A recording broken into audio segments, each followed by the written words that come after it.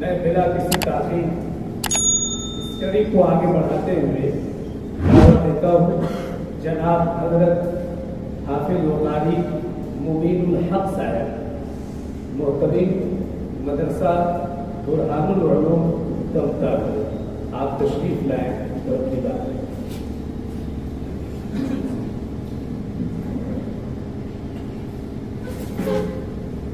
السلام علیکم۔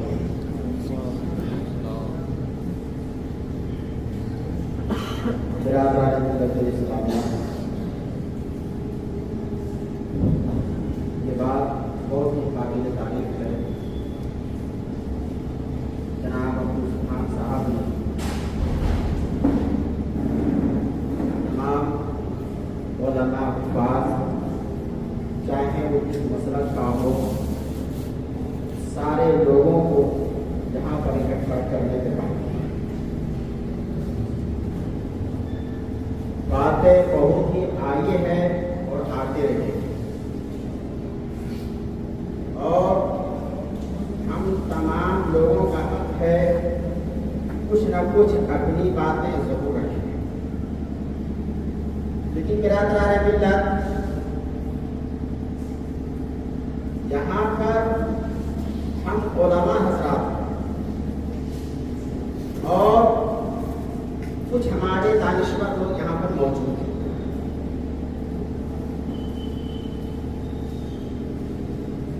سب سے بڑی چیز یہ ہے کہ آخر ہمارا قوم کے رہبر ہیں تو پھر رہزن کیوں بنتے جائیں؟ ہماری رہبری صرف مسجد اور مدرسے میں کی،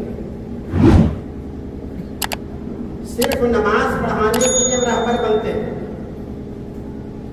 کسی مجمع میں دو چار بات بولنے کے لیے ہمارا رہبر بنتے ہیں۔ میں تمام علماء سے میری گزارش ہے کہ علماء کرام اپنے ہاتھ میں قوت حیدری پیدا کرو، قوت امام حسین پیدا کرو۔ اگر اسلام کے لیے گردن دینے کی باری آ جائے تو کربلا یاد کر کے اسلام کو بچا لو۔ آج ہم سیاست کے راستے سے بہت ہی کنارہ کش ہو گئے۔ سیاست کرنے کا طریقہ ہمیں فاروق اعظم نے دیا، صدیق اکبر نے دیا ہے، عثمان غنی نے دیا ہے، حضرت علی نے دیا ہے۔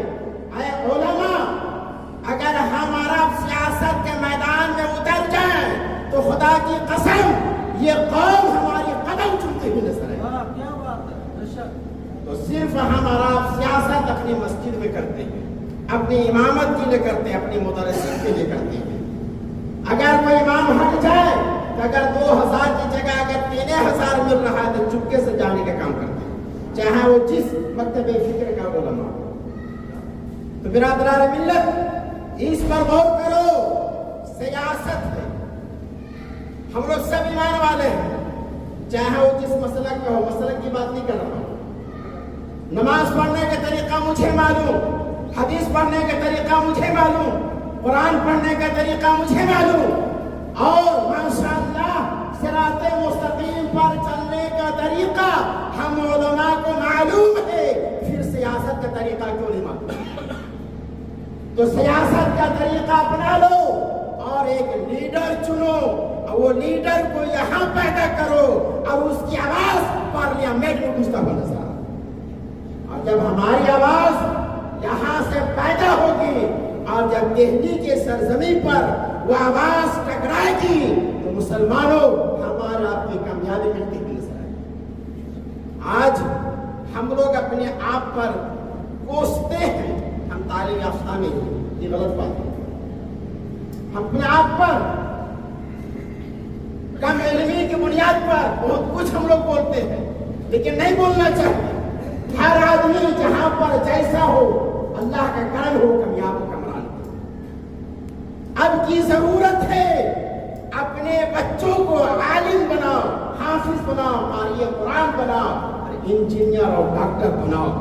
اور جب اپنے بچوں کو بنا ڈالوگے خدا کی قسم ہمارا رب کا ماحول بنتا ہوا چلا جائے گا. ہمارا تو صرف فکر کرتے ہیں آج 5,000 کا تنخواہ مل رہا ہے فلانے جگہ پر, ایک مولوی صاحب وہاں پر چھوڑنے والے ہیں, موبائل کا زمانہ, نیٹ ورک کا زمانہ ہے, باتیں پھیل جاتی ہے, ظہر میں جگہ خالی ہو رہی ہے, اثر میں ایک مولوی پہنچ گیا 3,000.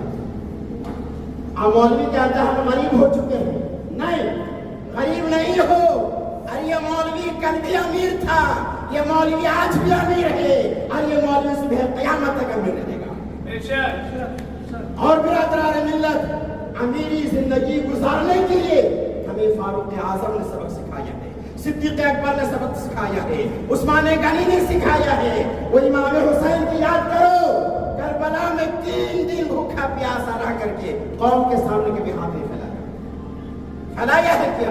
نہیں, 3 دن بھوکا پیاسا رہا حسین نے, لیکن مذہب اسلام کے لیے اپنے بچوں کی قربانی دے کر مذہب اسلام کو بچا لیا, اور ایسا بچایا ہے کہ جنگل میں جاؤ تو اسلام چمکتا ہوا نظر آ رہا ہے, پہاڑ میں جاؤ تو اسلام چمک رہا ہے, دریا میں جاؤ تو اسلام چمک رہا ہے, ذرے میں چلے جاؤ تو اسلام چمک رہا ہے. برادران ملت, مقصد کہنے کا ہے اے لوگوں خود اپنے آپ میں سنبھل جاؤ, اور سنبھلنے کے ساتھ ساتھ قوم کی چند سکوں پر پلنے کا کام نہ کرو.